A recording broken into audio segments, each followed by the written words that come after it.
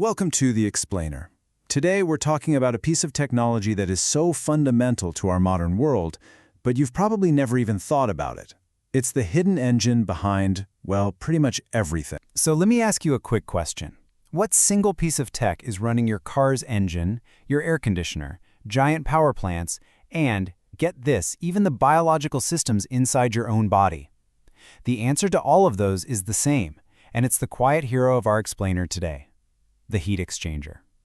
Let's get into it. You know, our entire world is basically built on our ability to manage temperature. Just think about it for a second. From these gigantic chemical plants all the way down to the radiator in your car, we are in a constant, invisible battle to move heat from where we don't want it to where we do. It is a huge, critical, global challenge. And what's so amazing is that this massive problem is often solved by one single, really elegant type of device. It's called a heat exchanger, and it is truly the unsung hero of managing heat. So what's the big idea here? Well, the genius of the heat exchanger is actually in its super simple core purpose. It's all about moving heat energy without mixing the fluids that are carrying that heat. So here's the textbook definition, and it's simple, but it's really powerful. A heat exchanger is a device that helps heat move between two fluids at different temperatures. But here's the key, while keeping them from mixing. That last part, that's everything. That is the secret sauce right there. To really get this, just look at this comparison. On one hand, you've got a mixing chamber. It's easy, right? You add hot water to a cold bath. The fluids mix, their temperatures average out. Simple. But a heat exchanger, that's more clever. The fluids, let's say hot oil and cold water, they never actually touch. They're separated by a solid wall, and the heat is forced to travel right through that barrier. That's the principle that makes your car's radiator work. Okay, so because the challenge of moving heat shows up in so many different ways, engineers have come up with a whole universe of heat exchanger designs. You can think of each one as a special adaptation of that one core idea, but tweaked to solve a very specific problem. We're going to take a quick look at some of the most important species in this engineering family. You've got the super simple double pipe, the industrial workhorse called the shell and tube, the very efficient plate and frame, and these mind-blowing compact exchangers. So even in the absolute simplest design, literally just one pipe inside of another, you have a huge choice to make. Do you have the fluids flow in the same direction, which we call parallel flow, or in opposite directions, which is called counterflow? Well, it turns out that one little change makes a massive difference. Counterflow is way more efficient at moving heat, and that's why it's the absolute, undisputed industry standard. But for the really big industrial jobs, you need a ton more surface area, and that's where the shell and tube design comes in. This is the most common type you'll find in big plants. It basically packs hundreds of small tubes inside a giant shell.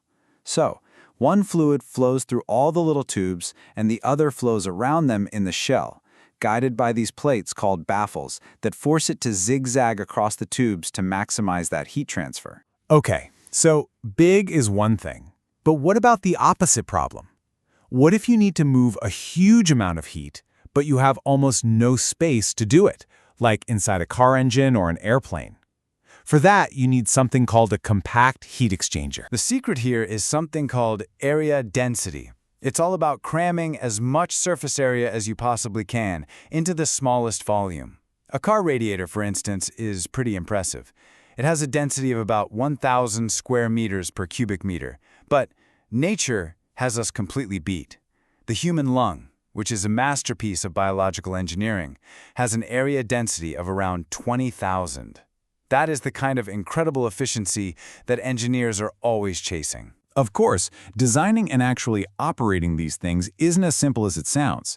Engineers face this whole gauntlet of real-world problems, where every single choice is a trade-off, and they're constantly fighting things that try to ruin the performance. One of the biggest enemies is something called fouling, and I guarantee you've seen it.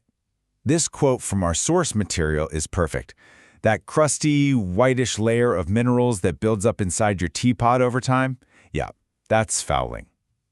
Now just imagine that layer of gunk coating the inside of hundreds of tiny, precision-engineered tubes. It's a total disaster for performance. This buildup acts just like a layer of insulation, and some fluids are way worse than others. I mean, just look at the difference here. Running something like fuel oil or engine exhaust creates almost 10 times the insulating gunk as clean steam or river water. That is a huge drop in performance that engineers have to plan for and fight against constantly. So you can see why picking the right exchanger is such a complex puzzle. An engineer has to ask, okay, how much heat do I actually need to move? Then, what's more important here, the upfront price tag or the long-term cost to run the pumps? And also, will the materials I want to use even survive this process? Every single choice is a careful balancing act. And that brings us to our final section. Because after looking at all this incredible human engineering, it turns out that the most amazing designs, well, they weren't made in a factory at all.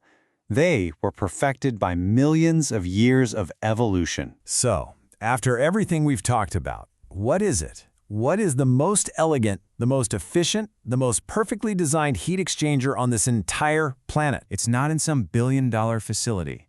It's not in a futuristic jet engine. It's right here, inside your own body. Your circulatory system is a flawless countercurrent heat exchanger. The warm blood flowing out to your limbs and your arteries runs right alongside the cooler blood returning to your heart in your veins. The outgoing warm blood preheats the returning cold blood, protecting your body's core temperature and, at the same time, reducing heat loss from your hands and feet.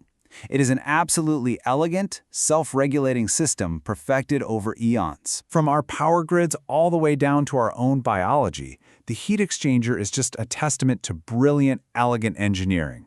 It shows how one simple idea, moving heat without mixing stuff up, can be adapted to solve an unbelievable range of problems.